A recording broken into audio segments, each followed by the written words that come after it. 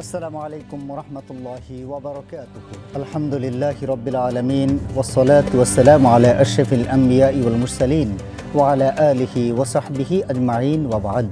প্রিয় দর্শক, এই মুহূর্তে টিভি সেটের সামনে দেশে কিংবা দেশের বাইরে যে যেখান থেকে যে মাধ্যমে আপনাদের সকলের প্রিয় চ্যানেল স্টার নিউজের রমাদান মাসব্যাপী সরাসরি সম্প্রচারিত বিশেষ অনুষ্ঠান সিটি ইসলামিক যা জানা প্রয়োজন অনুষ্ঠানটি দেখছেন, আপনাদের সকলকে স্বাগত জানাই। প্রিয় দর্শক, আমরা প্রতিদিন একটি নির্ধারিত বিষয় নিয়ে আলোচনা করে থাকি, আর আপনাদের পাঠানো প্রশ্নগুলোর জবাব কোরআন এবং সুন্নাহর আলোকে এই অনুষ্ঠান থেকে আমরা দিয়ে থাকি। প্রিয় দর্শক, আজকে আমাদের আলোচনার বিষয় হলো জাকাত ই সমৃদ্ধি। জাকাত বিষয়ে আজকে আমরা আলোচনা করব প্রিয় দর্শক, আর আপনাদের কাছেও প্রশ্ন আশা করব জাকাত সংশ্লিষ্ট। আমরা আপনাদেরকে ফোন নাম্বারটি বলে দিচ্ছি, যে নাম্বার আপনারা ফোন করবেন 096060909009। এই নাম্বারে প্রিয় দর্শক আপনারা প্রশ্ন করতে পারেন, বিষয় সংশ্লিষ্ট তথা জীবন ঘনিষ্ঠ। তবে আজকে যেহেতু জাকাত নিয়ে আলোচনা হবে, ইনশাআল্লাহ আশা করছি আপনাদের কাছ থেকে জাকাতের প্রশ্নগুলো আমরা প্রত্যাশা করছি। প্রিয় দর্শক, আমরা জাকাত সম্পর্কে যে কথাটুকু বলতে চাই, জাকাত এমন একটি ইবাদত যেটি হলো ইসলামের অন্যতম 5টি স্তম্ভের একটি স্তম্ভ, এবং আমরা বলি যে কালিমা, সালাত, সাওম, হজ, জাকাত না। জাকাত হলো হজের পূর্বে, আমরা অনেকে সেটাকে সেভাবে সিরিয়াল করে থাকি। জাকাত সম্পর্কে যে কথাটুকু আপনাদেরকে বলতে চাই, জাকাত হলো ইসলামের একটি আর্থিক ইবাদত। জাকাত হলো ইসলামের একটি আর্থিক ইবাদত। এই আর্থিক ইবাদতটুকু আপনার আমার উপর কিন্তু ফরজ। জাকাত সম্পর্কে যে কথাটুকু বলতে চাই প্রিয় দর্শক, 1 লক্ষ টাকার মধ্যে 2,500 টাকা আপনার না, আপনার আমার নয়। এই 2,500 টাকা হলো মাসারিফুজ জাকাত বা জাকাতের খাত যাদের রয়েছে তাদের জন্য আল্লাহ সুবহানাহু ওয়া তাআলা নির্ধারণ করেছেন। তার পূর্বে যে কথাটুকু বলতে চাই, সম্পদের প্রকৃত মালিক কিন্তু আল্লাহ সুবহানাহু ওয়া তাআলা। তাহলে আমরা যারা অডেল সম্পদের বিলিনিয়ার যারা আছি, তারা শুধুমাত্র সম্পদ আপনাকে আমাকে দুনিয়ার জীবনে ভোগ করার জন্য এবং পরীক্ষার জন্য আল্লাহ সুবহানাহু ওয়া তাআলা আমাদেরকে দিয়ে থাকেন। প্রকৃতপক্ষে সম্পদের প্রকৃত মালিক কিন্তু আল্লাহ সুবহানাহু ওয়া তাআলা। আল্লাহ সুবহানাহু ওয়া তাআলা কোরআন মাজিদের মধ্যে সূরা বাকারার প্রথম দিকে ঘোষণা করেছেন, বিসমিল্লাহির রহমানির রহিম, আলিফ লাম মিম, যালিকাল কিতাবু লা রাইবা ফি হুদাল লিল মুত্তাকিন আল্লাযীনা ইউমিনুনা বিল গায়ব ওয়া ইউকিমুনাস সালাহ ওয়া মিম্মা রাযাকনাহুম ইউনফিকুন।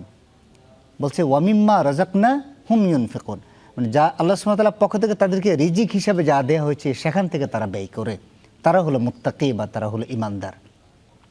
তো জাকাতটা হলো আপনার আমার জন্য আর্থিক একটি ইবাদত।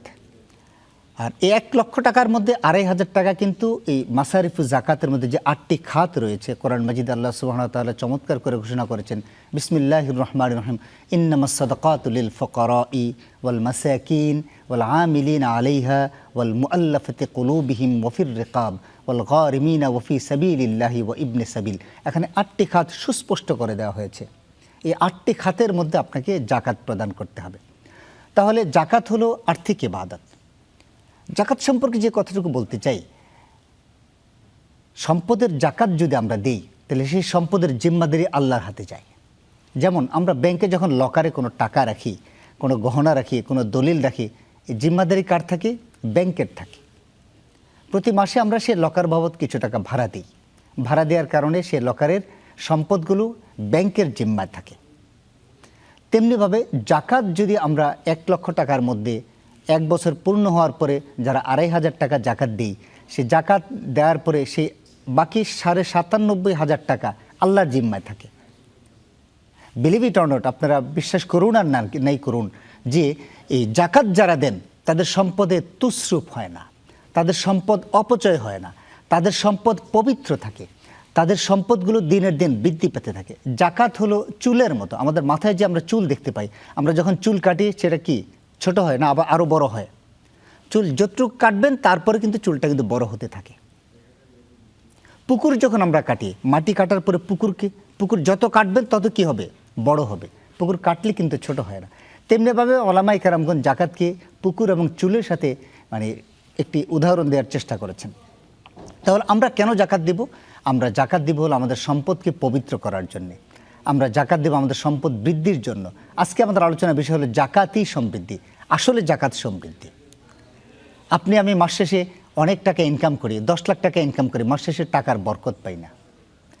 আমরা দিন শেষে যে জাকাতটুকু, যে সম্পদটুকু আমাদের থাকে, সেই সম্পদটুকু ব্যয় করার পরে দেখা যাচ্ছে অনেকেই বরকত পান। আমরা অনেকেই দেখতে পাই 10,000 টাকা বেতনে চাকরি করেন, 3-4 ছেলে মেয়ে নিয়ে সুন্দরভাবে থাকেন, তার কোনো অসুবিধা হয় না। আবার 10 লাখ টাকা ইনকাম করেন, তার কিন্তু মাস শেষে কিন্তু তার অভাবের শেষ হয় না। প্রিয় দর্শক, জাকাত এমন একটি আর্থিক ইবাদত যে ইবাদতের মধ্যে বারাকা রয়েছে এবং আল্লাহর নির্দেশ যে তুমি শুধু সম্পদ আহরণ করবে, আয় করবে, আর সেখান থেকে তুমি ধনী গরিবদের জন্য এবং মাসারিফুজ জাকাতের মধ্যে যে 8টি খাত রয়েছে সেখানে ব্যয় করবে না, তা হবে না। তাহলে আমরা শুধুমাত্র আর্থিক ইবাদত দেখলাম। আল্লাহ সুবহানাহু ওয়া তাআলা কোরআন মাজিদে সুস্পষ্ট করে আরও সুন্দর করে ঘোষণা করেছেন যে এই 8টি খাতের মধ্যে অন্যতম আরেকটি বিষয় হলো ফসলের জাকাত। আমরা তো ফসলের জাকাত ভুলেই গিয়েছি। ফসলের জাকাতকে ঔসর বলা হয়। ঔসর মানে হলো আশারুন, আশারুন মানে হলো 10 বা 10। ফসলের জাকাত কিন্তু আমরা অনেকেই দিই না। ফসলের জাকাতের বিষয় বিধান হলো আল্লাহ সুবহানাহু ওয়া তাআলা খুব সুস্পষ্ট করে নবী মুহাম্মদ রাসূলুল্লাহ সাল্লাল্লাহু আলাইহি ওয়াসাল্লামের মধ্যে ঘোষণা করেছেন, আপনি যদি আসমানের বৃষ্টি দ্বারা যদি কোনো ফসল ফলান, আকাশের বৃষ্টির মাধ্যমে যদি আপনি যদি কোনো ফসল ফলে, তাহলে আপনি যদি 10 মণ ধান পান, সেখান থেকে 1 মণ ধান হলো ফসলের জাকাত। আমি আবার বলছি প্রিয় দর্শক, ফসলের জাকাতের মধ্যে যদি বৃষ্টির পানি, ঝর্ণার পানি, নদী নালার পানি দিয়ে যদি আপনি যদি এই ফসলটা ফলান, তখন সেখান থেকে আপনাকে 10 মণ ধান, আমাদের এই বাংলাদেশে যে মণ চলে 40 কেজিতে 1 মণ, এই 40 কেজিতে 1 মণ, এরকম 10 মণ ধানে আপনি 1 মণ ধান দিতে হবে। আর যদি সেচ প্রকল্পের মাধ্যমে, ডিপ টিউবওয়েলের মাধ্যমে আপনি সার দিয়ে, আপনি ডিপ টিউবওয়েলের পানি কিনে আপনি যে সেচটা করেন, সেই সেচের মাধ্যমে যদি আপনার ফসল হয়, তাহলে সেখানে 20 মণ ধানের মধ্যে 1 মণ ধান আপনি জাকাত দিবেন। প্রিয় দর্শক, আশা করছি আপনি বুঝতে পেরেছেন যে আসলে ফসলের জাকাতটা আমরা কীভাবে দেব। আসসালামু আলাইকুম রহমতুল্লাহ। সম্ভবত একজন দর্শক আছেন, দর্শক পরিচয় দিয়ে প্রশ্ন করুন। হুজুর, আসসালামু আলাইকুম, আপনি ভালো আছেন? ওয়ালাইকুম আসসালাম রহমতুল্লাহ। জি, প্রশ্ন হলো, আমি একটা অসহায় মহিলাকে প্রতি মাসে 1,500 টাকা করে দেই। তো উনি ওইটা স্বাভাবিকভাবে নেয়, কিন্তু আমি জাকাত হিসাবে সাব্যস্ত করে দিই মনে মনে, কিন্তু এটা কি জাকাত আদায় হবে? আপনি কি প্রতি বছরই আপনি কি সেটা দেন? প্রতি মাসে তাকে দিই 1,500 প্রতি মাসে 1,500 টাকা করে জাকাত থেকে দিয়ে থাকেন। 18,000 টাকা হয়। আর যাকে আপনি দিচ্ছেন তিনি কি মাসারিফুজ জাকাতের মধ্যে পড়ছে কিনা? মানে জাকাতের যোগ্য কিনা উনি? মানে না না না, যাকে দিচ্ছেন তিনি জাকাত উপযুক্ত কিনা? অবশ্যই অবশ্যই, গরিব অসহায় তার। হ্যাঁ, তাহলে আপনি আপনার জাকাতটা আদায় হবে কিনা সেটা জানতে চাচ্ছেন? জি জি, ধন্যবাদ আপনাকে। আসলে আপনি একজন অসহায়কে প্রতি মাসে 1,500 করে টাকা দেন, আপনি দিতে পারেন, কোনো অসুবিধা নেই। আপনার জাকাত ইনশাআল্লাহ আদায় হয়ে যাবে, ইনশাআল্লাহ জাকাত আদায় হয়ে যাবে। আসসালামু আলাইকুম। ওয়ালাইকুম আসসালাম রহমতুল্লাহ। পরিচয় দিয়ে প্রশ্ন করুন। আমার নাম জাহিদ, সাভার থেকে বলছি। জি জাহিদ ভাই, সাভার, প্রশ্ন। আমার প্রশ্ন হচ্ছে, কোন ব্যক্তির নিকট তার সঞ্চিত অর্থ যদি 1 বছর পূর্ণ না হয়, কিন্তু 6 মাসের অধিক হয়েছে, বর্তমানে যে সঞ্চিত অর্থ আছে সেই অর্থের কোনো জাকাত দিতে হবে কি? এটার মেয়াদ কতদিন হয়েছে? 6 মান্থ? 6 মাসের উপর হয়েছে, কিন্তু 1 বছর পুরো হয়নি। আচ্ছা, 1 বছর পূর্ণ না হলে জাকাত আসবে কিনা? জি ধন্যবাদ ভাইজান। 6 মাসের উপর হয়ে গেছে, কিন্তু 1 মাস। কোনো অসুবিধা নেই জাহিদ ভাই, আমরা আপনার প্রশ্নের জবাব দিব ইনশাআল্লাহ। শেখ, আশা করছি আপনি ভালো আছেন। আপনার কাছে আমাদের প্রশ্ন, আমাদেরকে একজন ভাই প্রশ্ন করেছিলেন আমরা বিরতির পূর্বে, যে একজন অসহায় মহিলাকে তিনি 1,500 করে টাকা দেন প্রতি মাসে, এবং সেটাতে তার জাকাত আদায় হবে কিনা, তিনি জাকাত খাওয়ার উপযুক্ত? জি, প্রতি মাসে 1,500 টাকা তিনি তার নিজের জাকাত থেকে দিতে পারেন। মানে যে কোনো প্রক্রিয়ায় তিনি যদি জাকাত অ্যামাউন্ট থেকে তাকে হেল্প করেন এবং তিনি জাকাত গ্রহণ করার উপযুক্ত হন, তাহলে এটা আদায় হবে ইনশাআল্লাহ। তাহলে সেটা আদায় হয়ে যাবে। আমাদের জাহিদ ভাই সাভার থেকে প্রশ্ন করেছেন, আমার কিছু সঞ্চিত অর্থ আছে যেটার এখনও 1 বছর পূর্ণ হয়নি, 6 মান্থ প্লাস হয়েছে, আমরা সেটার জাকাত আমার দিতে হবে না, দিতে হবে না। জাকাত ডিউ হয়, ফরজ হয় 1 বছর পূর্ণ হওয়ার পর, 1 চান্দ্র বছর 354 দিন। যেদিন থেকে নেসাব শুরু হবে, যদি সেই নেসাবটা তার কন্টিনিউ করে এবং 1 বছর হয়ে যায়, তখন সেই বছরের শেষ দিনে তার কাছে যে পরিমাণ জাকাতযোগ্য সম্পদ থাকে সেটাকে টোটাল হিসেব করে এবং সেখান থেকে শর্ট টাইম কিংবা প্রিভিয়াস লায়াবিলিটিস যেটা ছিল, যেটা তিনি অলরেডি খরচ করেছেন বা ইমিডিয়েটলি করবেন, সেই লায়াবিলিটিসটা বাদ দিয়ে যে অংশটা থাকবে সেটার উপর জাকাত 2.5% দিতে হবে। 1 বছর হতে হবে। একজন ভাই প্রশ্ন করেছেন, আমি কিছু ব্যাংকে কিছু এমটিডিআর করেছি, বাংলাদেশ ব্যাংক বর্তমানে 5টি ব্যাংকে সেটাকে একত্রিত করার কারণে আমি এই টাকাটা এখন আর উঠাতে পারছি না। আমি এখন তো পাচ্ছি না, আমাকে বলছে 5,000 করে টাকা দেবে কখনো কখনো, কিন্তু তারা দিবে বলতেছে, কিন্তু আমি এখন টাকাটা অনিশ্চয়তার মধ্যে, আমার এই টাকাটা জাকাত হবে কিনা? ধন্যবাদ আপনাকে খুবই গুরুত্বপূর্ণ প্রশ্নের জন্য। সাধারণত এমটিডিআর টাইপের যেই টাকাগুলো মানুষ ফিক্সড করে রাখে ব্যাংকে, যে কোনো প্রক্রিয়ায় রাখুক না কেন, সেটা তার ওনারশিপে থাকে এবং যখন ইচ্ছা সে ভাঙাতে পারে, যদিও তার প্রফিটের হেরফের হয়। এটা আমি বেসিক প্রিন্সিপালের কথা বলছি, সেগুলো জাকাতযোগ্য এবং প্রতি বছর শেষে জাকাত দিতে হবে। কিন্তু যিনি প্রশ্ন করেছেন তার কেসটা একটু স্পেশাল।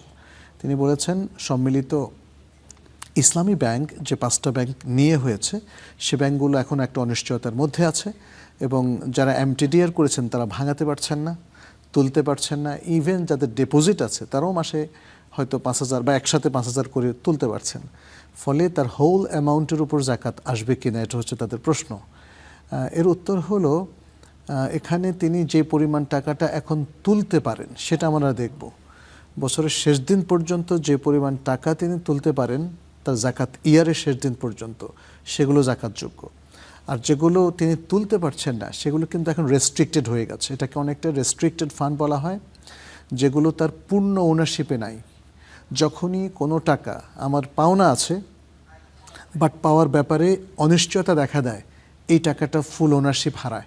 ফুল ওনারশিপ মানে হচ্ছে আল মেলকিয়াল আম্মা, পরিপূর্ণ মালিকানা না থাকার কারণে তাসাররুফ তিনি করতে পারছেন না, যখন ইচ্ছা টাকা তুলতে পারছেন না, খরচ করতে পারছেন না। এই টাকাগুলো স্টপ করে রাখতে হবে। তিনি যখন তুলতে পারেন তখন তার উপরে জাকাত প্রযোজ্য হবে, তার আগে না। জাযাকাল্লাহ শেখ, আমরা একটা টেলিফোন নিতে চাই। আসসালামু আলাইকুম রহমতুল্লাহ। ওয়ালাইকুম সালাম। পরিচয় দিয়ে প্রশ্ন করুন। আমি বলতে পারছি যে আপনার ওই যে জাকাত মূল করা আমরা দাঁড়িয়ে আছি 2.5 কেজি। আপনি আজকে বলছেন যে মূল করা 10 মণ 1 মণ এবং বলছেন যে সেচ বিকল্প। হ্যাঁ, এই প্রশ্নটার উত্তরটা ভালোভাবে দিলে একটু উপকার হতো। জি, জাযাকাল্লাহ শেখ, জাযাকাল্লাহ শেখ। এখন হাদিস করে চলে না। জি ভাইজান, আপনি দেখতে থাকুন স্টার নিউজ, আমরা আপনার প্রশ্নের জবাব দিচ্ছি ইনশাআল্লাহ। এক্সপার্ট আছেন আমাদের এখানে। শেখ, আমাদের এই ভাই প্রশ্ন করেছেন যে ফসলের জাকাত কিভাবে দিতে হবে? ফসলের জাকাতকে আমরা সাধারণত ওশর বলি। জি, কিন্তু এখানে জাকাত দুরকম, একটা হলো ওশর যেটা 10%, আর একটা হলো নেসফুল ওশর যেটা 5%। নবী সাল্লাল্লাহু আলাইহি ওয়াসাল্লামের হাদিসগুলো থেকে দেখা যায় যে যেই জায়গায় সেচ কার্যের একটা খরচ আছে, বদলা খরচ যেটাকে আমরা বাংলায় বলি, সে খরচ হলে সেখানে নেসফুল ওশর 5% জাকাত দিতে হবে। আর যে জায়গায় বীজ বোনার সাথে সাথে বৃষ্টির পানি, আকাশের পানি দিয়ে, নদী নালার পানি দিয়ে অটোমেটিক হয়ে যায়, সেগুলোতে 10%, কারণ সেখানে তার সেচ খরচ নাই। এই জন্য আল্লাহ তাআলার পক্ষ থেকে যে ফসল তিনি পাচ্ছেন তার 10 ভাগের 1 ভাগ তিনি জাকাত দিয়ে দেবেন। কিন্তু যদি সাধারণত আমাদের বাংলাদেশে এটা হয় না, আমাদের বাংলাদেশে প্রায় সব ফসলেই সেচের খরচ আছে, বদলা খরচ আছে। ফলে বাংলাদেশের ক্ষেত্রে আমরা বলবো যে নর্মালি 5% জাকাত দিবেন, 10% নয়, 5% জাকাত দিবেন। আচ্ছা, এখন জাকাতের নেসাব কতটুকু, ফসলের জাকাতের নেসাব কতটুকু, আর কোন ধরনের ফসল? আমরা ফসলের জাকাতের নেসাবটা একটু জানতে চাই। অত্যন্ত গুরুত্বপূর্ণ প্রশ্ন, কিন্তু সেটা আমরা একটু টেলিফোন নিয়ে আসি। আসসালামু আলাইকুম রহমতুল্লাহ। আসসালামু আলাইকুম। দর্শক, পরিচয় দিয়ে প্রশ্ন করুন।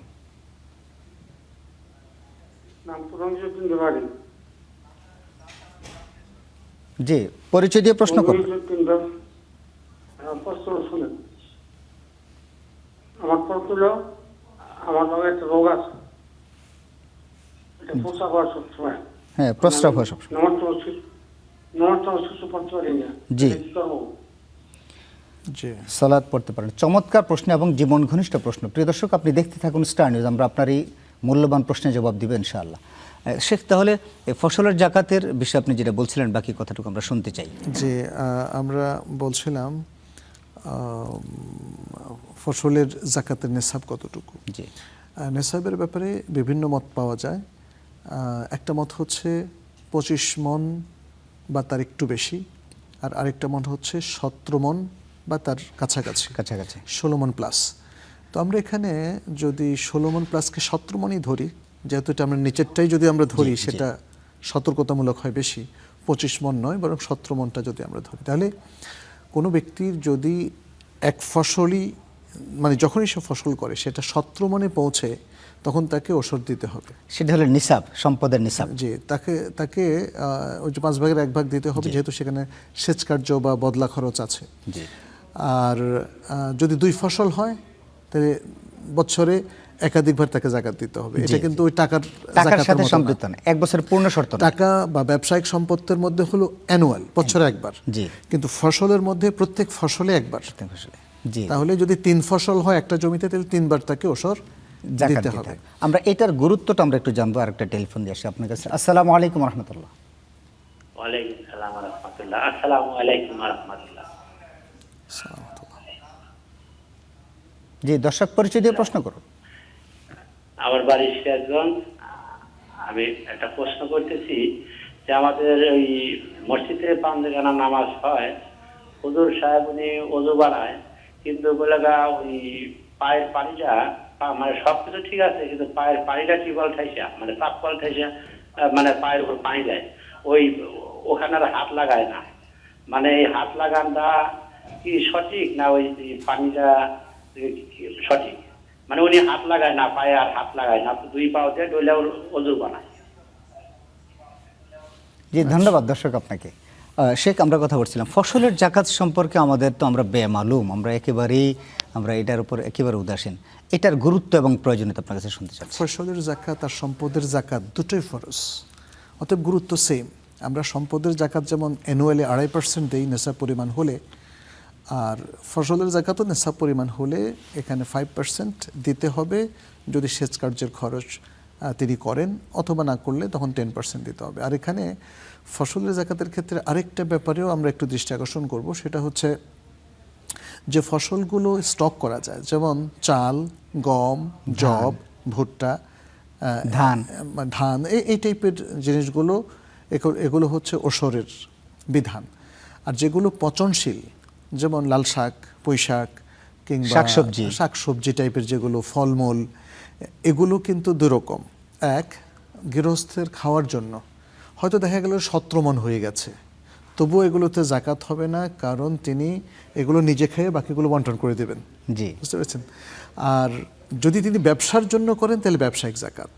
তাহলে পচনশীল খাদ্যদ্রব্যের মধ্যে ব্যবসার জন্য হলে ব্যবসায়িক জাকাত, যেটা অ্যানুয়ালি 2.5%, কিন্তু এগুলো তো ওসর হবে না। ওসর হবে তাহলে সেই সমস্ত খাদ্যদ্রব্যে যেগুলো স্টক করা যায়, যেমন চাল অনেক দিন থাকে, ফলে সেগুলোতে নেশাব পরিমাণ হলে, তাহলে এই পচনশীল ইয়েগুলোতে 2.5% জাকাত হবে। 2.5% জাকাত হবে যদি ব্যবসায়িক হিসাব। যেমন অনেকে পালং শাকের ব্যবসা করে, কিন্তু পালং শাক আপনি দেখেন 3-4 দিনের বেশি থাকে না, নষ্ট হয়ে যায়। অতএব তিনি যেহেতু দিনে দিনে ব্যবসা করে ফেলেন, অতএব টাকা তার কাছে চলে আসে, অতএব এগুলো তখন হবে ব্যবসায়িক পণ্য, তখন ব্যবসায়িক পণ্য হিসেবে 2.5% হবে, কিন্তু এটা ওই ওসর হিসেবে আসবে না। ওসর হিসেবে। ধন্যবাদ আপনাকে। আমরা আরেকজন টেলিফোন আছে দর্শকে। আসসালামু আলাইকুম রহমতুল্লাহ। প্রিয় দর্শক, কে আছেন আমাদের সাথে?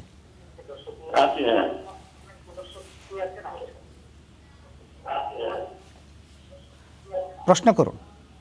হ্যালো হ্যালো, শুনতে পাচ্ছি। আসসালামু আলাইকুম। ওয়ালাইকুম আসসালাম। আচ্ছা আচ্ছা, শোনেন, এই যে আমার 5 লাখ টাকা ব্যাংকে আছে, কিন্তু সারা বছর মাঝে মাঝে খরচ করি, আবার মাঝে মাঝে টাকা রাখি, এরকম করতে করতে 4 লাখ টাকা আছে। এখন 4 লাখ টাকা দিতে হবে? জি, ধন্যবাদ দর্শক, আপনি দেখতে থাকুন। শেখ, আমাদের অনেকগুলো প্রশ্ন জমা হয়ে গেছে, আমরা এক এক করে প্রশ্ন জবাব দিয়ে দিই। জাকাত পৃথকভাবে জমি, আচ্ছা এই প্রশ্ন আমরা পরে দিই। ফসলের জাকাত আমরা কথা বলেছি। একজন ভাইয়ের প্রস্রাব পড়ে, তা তিনি সালাত পড়তে পারেন না, জি, এখন তিনি মানে তার সালাত আদায় বিধানটা কি করবেন অজু কিভাবে করবেন? জি এটাকে বলা হয় সালিসুল বাউল। আমাদের স্কলাররা এটা নিয়ে আলোচনা করেছেন। যাদের কিছুক্ষণ পর পর প্রস্রাব বের হয়, পুরুষ অথবা নারী যে হন না কেন, তাদের জন্য বিধান হচ্ছে প্রস্রাবটাকে যদি তারা ক্যাথেটার অথবা এরকম কোনো কিছু দিয়ে জমাতে ব্যবস্থা পারে। করতে পারেন, তাহলে আর শরীরে ছড়াবে না, কাপড়েও লাগবে না। এটা জরুরি প্রথমে। দ্বিতীয় হচ্ছে প্রত্যেক ওয়াক্তের জন্য তারা নতুন করে অজু করবেন, তহারাত অর্জন করবেন। যদি পানি থাকে অজু করবেন, নাহলে তায়াম্মুম করবেন, যেটাই হোক করে তারপরে ওই ওয়াক্তে ফরজ এবং নফল যে পরিমাণ পড়ার সুযোগ থাকে তিনি পড়তে পারবেন। প্রত্যেকবার তাকে অজু করতে হবে না, 5 মিনিট পর পর অজু করবেন, এটা লাগবে না। প্রত্যেক ওয়াক্তে একবার করে অজু করলে চলবে। ঠিক একইভাবে নিয়ম হচ্ছে যাদের পেট থেকে বারবার গ্যাস বের হচ্ছে, একই ধরনের নিয়ম তাদের জন্য। ধন্যবাদ শেখ, আপনাকে খুব অত্যন্ত গুরুত্বপূর্ণ একটি প্রশ্নের জবাব দিয়েছেন। আর একজন দর্শক আছেন টেলিফোনে। আসসালামু আলাইকুম রহমতুল্লাহ। প্রিয় দর্শক, পরিচয় দিয়ে প্রশ্ন করুন।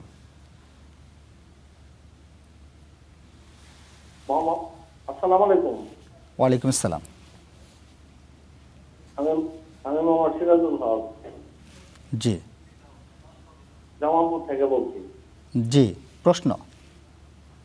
প্রশ্ন হলো আপনার কোন এক ভরি স্বর্ণ হবো না, মানে ওটা গলায় ব্যবহার করা, এটা কি আপনি টাকা দিতে হবে? ধন্যবাদ ভাই জামালপুর থেকে। শেখ, এবার আপনার কাছে যে প্রশ্নটা করতে চাই, মসজিদের ইমাম সাহেব পা ধোয়ার সময় পা হাত লাগান না, উনি পায়ে দুটা পা ধৌত করেন, উজু হবে কিনা? জি ধন্যবাদ। উনি আরও যেটা অ্যাড করেছেন আমার যতটুকু মনে পড়ছে, যে পা দিয়ে তিনি পা একটু ডলে নেন যাতে নিশ্চিত হয় যে পায়ের সব জায়গায় পানি পৌঁছেছে। এখানে মূল কথা হচ্ছে পা ধৌত করা। ও আরজুলাকুম ইলাল কাবাইন, আল্লাহ তাআলা সূরা আল মাইদার মধ্যে যেটা বলেছেন, তোমাদের পাগুলো ধৌত করতে হবে।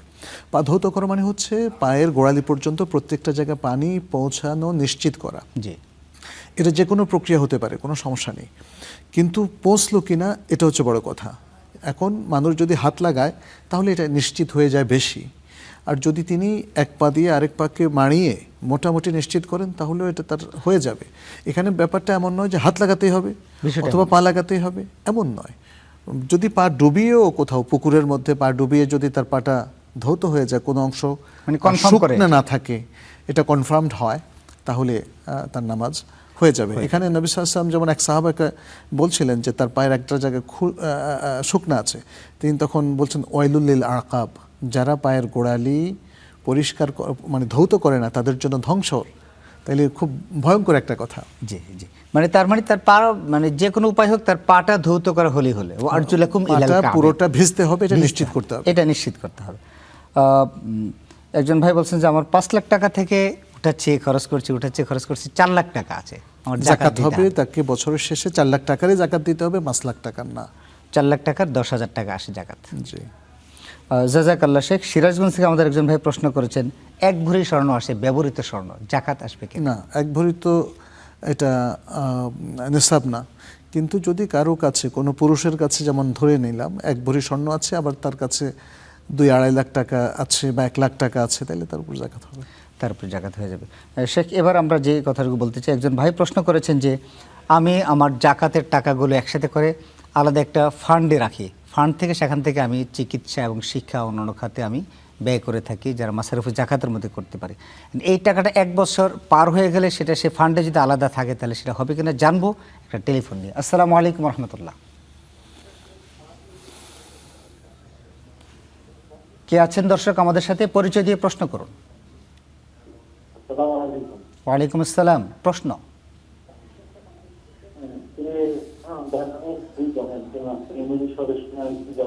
এখন এটা কি টাকা দিতে হবে? আপনি আরেকবার করবেন প্রশ্নটি। বলতেছি আমাদের ফ্যামিলিতে 2 জন, ঠিক আছে? জি আমার তো কোনো সম্পত্তি নাই, জি। এটা কি জাকাত দেওয়া হবে? তো আপনার সম্পদ না থাকলে জাকাত দিতে হবে কেন? জি, এটার জন্য। ধন্যবাদ আপনাকে। শেখ, আমরা এটা জানতে চাচ্ছি যে আসলে এই জাকাতের টাকাগুলো একত্রিত করে তিনি বছর শেষে তিনি এক এক করে বিভিন্ন খাতে কিন্তু সেই জাকাতগুলো দিয়ে থাকেন, কিছু টাকা উদ্বৃত্ত থাকলেও সেটা জাকাত আদায় হবে কিনা? জাকাত যদি ডিউ হয়ে যায় তাহলে এভাবে আটকে রাখা যাবে না, এটা জায়েজ নাই। ডিউ জাকাত খুব দ্রুত জাকাতের হকদারদের কাছে পৌঁছে দিতে হবে। তিনি গত বছরের টাকার উপরে আমার এখন যে জাকাতটা আসলো, এটা যদি আমি আমার ব্যাংকে রাখি এবং ধীরে ধীরে মাসারের এখানে ওখানে ওখানে করি, এটা জায়েজ হবে না। তাকে খুব দ্রুত 3 দিন 5 দিন 7 দিন বা তার আরও যদি 2-4 দিন লাগে, এই টাইমের মধ্যে তাকে খুব দ্রুত জাকাত দিয়ে দিতে হবে। তবে তিনি যদি মনে করেন যে বিভিন্ন খাতে তাকে বছরে বিভিন্ন সময় দিতে হয়, তাহলে অগ্রিম জাকাত দেবেন, অগ্রিম জাকাত দেবেন। অর্থাৎ নেক্সট ইয়ারে যে জাকাতটা তার আসবে এখনই তিনি দিয়ে দেবেন। এখনই এখানে কিছু দিলেন, 2 মাস পরে ওখানে দিলেন, 3 মাস পরে ওখানে দিলেন, তাহলে অগ্রিম জাকাত তো আটকিয়ে রাখার কোনো বিষয় নাই। জি এটা তো আমার উপর এখনো ফরজই হয় নাই। জি জি যখন ফরজ হবে আমি সমন্বয় করব। জি যেহেতু আমি জাকাতের নিয়তে এখন এগুলো দিচ্ছি, তাহলে বছরের শেষে আমি দেখব যে আমার 1.5 লাখ টাকা জাকাত দেওয়া হয়ে গেছে। তাহলে যদি আমার 1,75,000 টাকা জাকাত ডিউ হয়, তাহলে আমার আর 25,000 টাকা বাকি থাকলো। 1.5 লাখ টাকা আমি বিগত 1 বছরে অগ্রিম হিসাবে দিয়ে ফেলেছি। কিন্তু যেই জাকাতটা আমার গত বছরের জাকাত যদি আমার 1,75,000 টাকা হয়, আর সেটাকে আটকায় রেখে আমি পুরো আগামী 1 বছর ধরে আস্তে আস্তে দেই, তাহলে তিনি জাকাত তার আদায় হবে, কিন্তু সাথে তার কিছু পাপও হবে, কারণ তিনি জাকাত আটকায় রেখেছেন। জাকাত কিন্তু জাকাত ম্যানেজমেন্ট যেটা আছে সেই ম্যানেজমেন্টে তো তখন তো সেটা তো দেখা যায় কোনো স্টুডেন্টদেরকে দিচ্ছে, এই জন্য তিনি করবেন, অগ্রিম জাকাতটা দেবেন। অগ্রিম দেবেন। কারণ ডিউ জাকাত আপনি আটকে রাখতে কে বলেছে আপনাকে? আপনি ছাত্রকে দিবেন স্কলারশিপে, তার অ্যাকাউন্টে দিয়ে দেন। আপনি আটকে রাখতে কে বলেছে আপনাকে? ওকে, তাই না? জাযাকাল্লাহ শেখ। আমরা একটা টেলিফোন নিতে চাই। আসসালামু আলাইকুম রাহমাতুল্লাহ। ওয়ালাইকুম আসসালাম রহমতুল্লাহ। পরিচয় দিয়ে প্রশ্ন করুন। মহিলার 10 লাখ টাকা আছে, জি। 10 লাখ টাকা আছে, তো টাকা জাকাত দেওয়া হয়, কিন্তু 7 ভরি স্বর্ণ আছে, সে 7 ভরি স্বর্ণের জাকাত দেওয়া হয় না। এখন এই 7 ভরি স্বর্ণের জাকাত দিতে হবে কিনা? জি, ধন্যবাদ ভাই আপনাকে। আমরা তো আজকে এক্সপার্ট পেয়েছি, জাকাতের এক্সপার্ট যিনি, শুধু জাকাতের এক্সপার্ট নন, আলহামদুলিল্লাহ। আপনারা যারা প্রিয় দর্শক আমাদেরকে জাকাত সম্পর্কে প্রশ্ন করতে চান, আজকে এটাই হলো মোক্ষম সময়। আপনি একজন এক্সপার্টের কাছে গেলে কিন্তু আপনার সেটা তার জন্য একটা ফিস লাগে, তারপরে তার সময় নিতে হয়। আজকে কিন্তু এই স্টার নিউজের পর্দায় আপনি চাইলেই সে আপনার প্রশ্নগুলোর সমাধান আপনি জানতে পারেন। একজন ভাই প্রশ্ন করেছেন যে একজন মহিলার 10 লক্ষ টাকা আছে এবং 7 ভরি উপরে স্বর্ণ আছে, তিনি অর্থের জাকাতটা দেন, কিন্তু স্বর্ণের জাকাত দিতে হবে কিনা? এই 7 ভরি যেহেতু মহিলার আছে, তাতে বোঝা যাচ্ছে এটা ব্যবহৃত স্বর্ণ। এখানে দুটো মত আছে, প্রধানতম দুটো মত আছে। একটা মত বলছে দিতে হবে এবং এটাই বেশি শক্তিশালী। আমাদের ওলামায়ে কেরাম, বাংলাদেশের ওলামায়ে কেরামও সেটা বলেন, ইমাম আবু হানিফা রাহিমাহুল্লাহর মত সেটা। আরেকটা দ্বিতীয় মত হচ্ছে ব্যবহৃত স্বর্ণের জাকাত দিতে হবে না। এটাও বেশ কিছু মুহাক্কিক ওলামায়ে কেরাম বলেছেন, তবে আমার দৃষ্টিতে দিতে হবে, এই মতটাই শুদ্ধ। আর মহিলার যেহেতু 10 লাখ টাকা, এটা নেশাব পরিমাণ, অতএব 7 ভরি স্বর্ণ এটা তার ওই নেশাবের সাথে যুক্ত হয়ে যদি তিনি জাকাত দেন, তাহলে আমাদের মতে ঠিক করলেন। তিনি যদি দ্বিতীয় মতটা গ্রহণ করেন, যে যেখানে বলা হয়েছে স্বর্ণের জাকাত, ব্যবহৃত স্বর্ণের অলংকারের জাকাত নাই, তাহলে তিনি সেটা যদি মত হিসাবে গ্রহণ করেন, তিনি দিচ্ছেন না, এটা আমরা বলবো যে হ্যাঁ, ফিকহি মত দৃষ্টিকোণ থেকে ঠিক আছে, যেহেতু তিনি সেই মতটা পোষণ করছেন। কিন্তু তিনি যদি এমনিতেই মনে করেন যে আমি স্বর্ণের জাকাত দেব না আর টাকার জাকাত দেব, তাহলে এটা ভুল হচ্ছে। আমরা বলি যে তিনি যদি দিতে হবে এই মতটা পোষণ করেন স্বর্ণের অলংকার, তাহলে তাকে 7 ভরি এবং 10 লাখ দুটোর জাকাত দিতে হবে।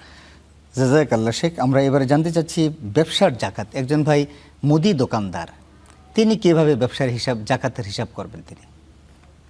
তিনি তার ব্যবসায়িক পণ্যের হিসাব করবেন। প্রথমত মুদি দোকানদার হলেও এটা হচ্ছে কোন ধরনের মুদি দোকানদার, যার খুবই অল্প পয়সা। সব মিলায় যদি দেখি যে গ্রামের যেমন একটা মুদি দোকানদার, তার 30,000 টাকা 50,000 টাকা তার সব, তাহলে তো জাকাত হবে না, যেহেতু এটা নেশাব না। কিন্তু যদি শহরের একটা মুদি দোকান হয় যেখানে প্রায় 1 কোটি 2 কোটি 5 কোটি টাকা তার হয়তো ইনভেস্টমেন্ট, এখানে তার ফিক্সড অ্যাসেটগুলো বাদ দিয়ে তিনি তার পণ্যগুলো হিসাব করবেন, যে বাজার তার দোকানের মধ্যে যতগুলো পণ্য আছে এবং সেগুলোর একটা বাজার মূল্য আছে, সেটা তিনি হিসাব করবেন। ধরে নিলাম তার 5 লাখ টাকার পণ্য আছে, তার মুদি দোকান যদি মিডিয়াম টাইপের হয় 5 লাখ টাকার পণ্য আছে, এখানে চাল আছে, এখানে পেঁয়াজ আছে, ইত্যাদি অন্য বিভিন্ন জিনিস আছে। আর পাশাপাশি তার যদি ব্যাংকে কোনো এফডিআর থাকে অথবা ফিক্সড ডিপোজিট যেটা এমটিডিআর, সেখানে ধরলাম 50,000 টাকা আছে, তার ক্যাশে আছে ধরলাম আরও 70,000 টাকা, তাহলে 70,000 50,000 আর 5 লাখ এগুলো একসাথে যোগ করে, এটা একটা জাস্ট উদাহরণ, তিনি তার ব্যবসায়িক হিসাবটা বের করবেন। তাহলে ওনার 2.5% জাকাত ওনার যদি পার্টি পেমেন্ট থাকে, পার্টি পেমেন্ট আছে ধরেন আমার টোটাল ব্যবসার অ্যাসেট হলো 10 লাখ টাকা, পার্টি পেমেন্ট আছে আমার 4 লাখ টাকা। না, সেটা দেখতে হবে তিনি এটা কি ইমিডিয়েটলি তাকে দিতে হবে, এটা কখন দেওয়ার কথা। না, পার্টি পেমেন্ট মাল কিনছি দিচ্ছি তবুও তার যদি ঋণ থাকে, এখানে আপনি ঋণের কথা বলছেন যে কিছু লোক তার কাছ থেকে পাবে যেহেতু তার কাছে দিয়েছে। না, আমার পণ্যের টাকা এখানে ব্যাপার হচ্ছে তিনি তার ওনারশিপের পণ্যগুলো হিসাব করবেন, তার লায়াবিলিটিসটা মাইনাস হবে। কিন্তু এটার জন্য আমরা তো আজকে আসলে কনসালটেশন নিয়ে বসি নাই, আমরা কিছু মাসালা দিচ্ছি মাত্র।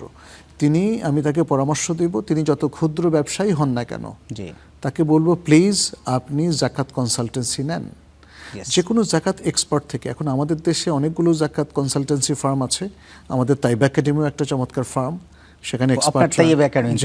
জি, এটা আমাদেরই একটা প্রতিষ্ঠান, এর বাইরে আর প্রতিষ্ঠান আছে। অথবা কোনো ব্যক্তি জাকাত এক্সপার্ট, তার সাথে বসে উনি 1 ঘন্টা 2 ঘন্টার একটা সেশন করে জাকাতটা বের করবেন। জাকাতটা আমরা যেভাবে আমরা লয়ারের কাছে এটা বলছি এই জন্য তার তো একটা নিখুঁত হিসাব বের করতে হবে।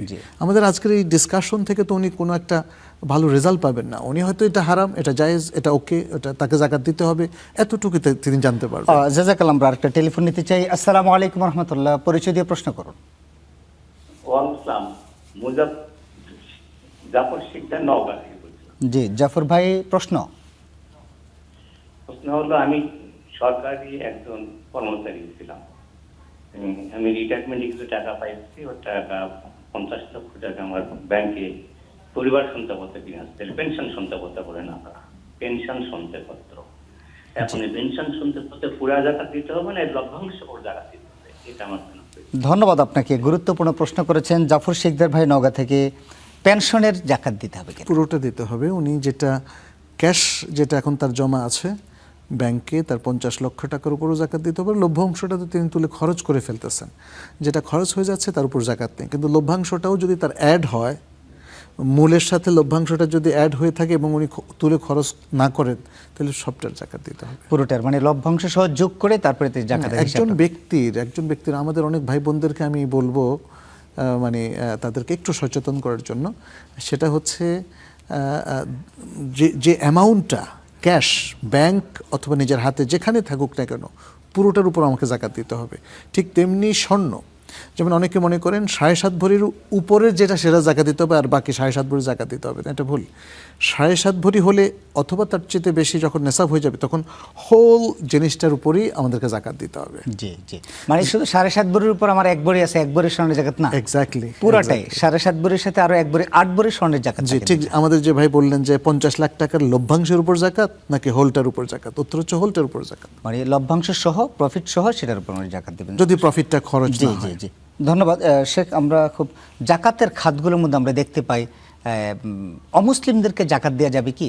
অমুসলিম যারা আছেন, অমুসলিমদের ব্যাপারে একটা খাত আছে, সেটি হচ্ছে ওয়াল মুআল্লাফাতি কুলুবুহুম, তাদের চিত্ত আকর্ষণের জন্য।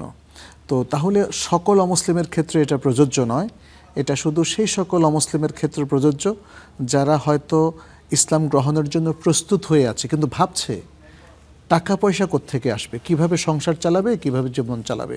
যেহেতু সে আগের একটা লাইফ বাদ দিয়ে নতুন একটা জীবনে প্রবেশ করছে, ইসলামী জীবন, এখানে তো তার অনেক অভাব অনটন থাকতে পারে, কারণ আগে তার বাবা মা আত্মীয় স্বজন হয়তো তাকে সাপোর্ট নাও দিতে পারে।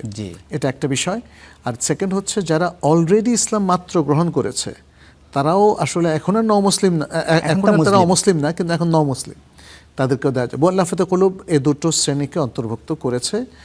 আর যারা অমুসলিম স্বাভাবিকভাবে আছে, তারা ইসলাম গ্রহণের কোনো প্ল্যান তাদের নাই, তাহলে তাদেরকে দেওয়া যাবে না, কারণ এই জাকাতটা হচ্ছে মুসলমানদের থেকে নিয়ে মুসলিমদের মধ্যে বন্টন করা অথবা যারা ইসলাম গ্রহণের জন্য প্রস্তুত তাদের মধ্যে। আর যারা মানে অমুসলিম, তাদের জন্য ইসলাম থেকে অন্যভাবে সাদাকা এবং অন্য খায়রাত বা অন্য ডোনেশন থেকে তাদেরকে দেওয়া যাবে, কিন্তু জাকাত থেকে দেওয়া যাবে না। ধন্যবাদ। আমরা আরেকটা টেলিফোন নিতে চাই। আসসালামু আলাইকুম ওয়া রাহমাতুল্লাহ।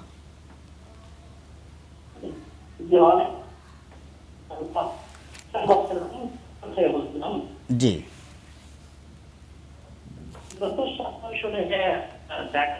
যেটা 7.5 ভরি এবং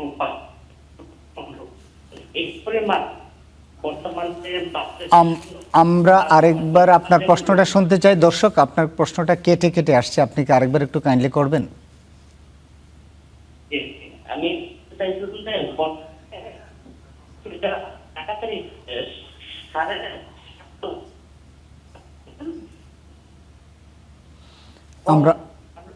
আমরা আপনার প্রশ্নটা নেটওয়ার্কের কারণে সম্ভবত আমরা আপনার প্রশ্নটা নিতে পারছি না। প্রিয় দর্শক, আপনি দেখতে থাকুন স্টার নিউজ। শেখ, আপনি কি কিছু বুঝতে পেরেছেন? না, আমি বুঝতে পারি নাই। আচ্ছা, তাহলে ব্যবসায়িক জাকাত, ফসলের জাকাত, তারপর আমাদের ঘরের জাকাত, তারপরে পচনশীল দ্রব্যের জাকাত, আমরা অনেকগুলো প্রশ্ন অনেক শুনলাম। আরেকটা টেলিফোন নিয়ে আসি। আসসালামু আলাইকুম রহমতুল্লাহ।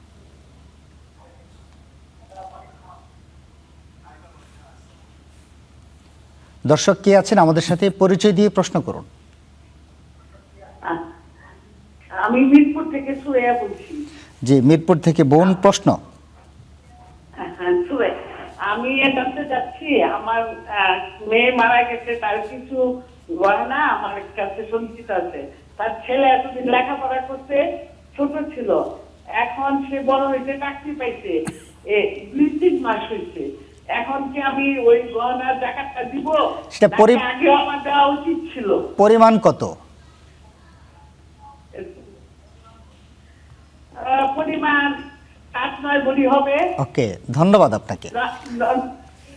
জি, ধন্যবাদ বোন সুরাইয়া, মিরপুর থেকে। শেখ, আপনি তো শুনলেন। জি, আমি 8-9 ভরি স্বর্ণ ওনার এখন জাকাত দিতে হবে। শিশুদের যখন সে শিশু বয়সে ছিল, হয়তো তার মা মারা গিয়েছে, শিশু বয়সে যারা আছে তাদের উপর জাকাত ফরজ হবে কিনা, যদিও নেসাবের উপর তারা মালিক হয়, এই ব্যাপারে উলামায়ে কেরামের দুটো মত আছে। কেউ বলেছেন হবে না, তবে বিশুদ্ধ মত হচ্ছে হবে। কারণ সম্পদ ব্যক্তির উপর হলেও মোটামুটি এটা তার যে নেসাব পরিমাণ অ্যাক্সেস করে, সেই সম্পত্তির কারণেই তার জাকাত হয়। তো সেটা তো অ্যাক্সেস করেছে 8-9 ভরি। অতএব উচিত হচ্ছে তার জাকাতটা দেওয়া এবং আরও অনেক আগ থেকে হিসেব করে দেওয়া। তো এই হিসাব করতে গিয়ে এটাও আমি বলবো যে যদি তার কখনো কমে যায়, তখন তো কমে গেলে 7.5 ভরির নিচে কমে গেলে আর জাকাত হতো না। কিন্তু তিনি দীর্ঘদিন কিন্তু দেন নাই, এই দীর্ঘদিন তিনি কিন্তু এটাকে ধরে রেখেছেন, ফলে এখন একটা সমস্যা তৈরি হয়েছে। তাহলে এই কত বছর জাকাত কিন্তু তাকে দিতে হবে।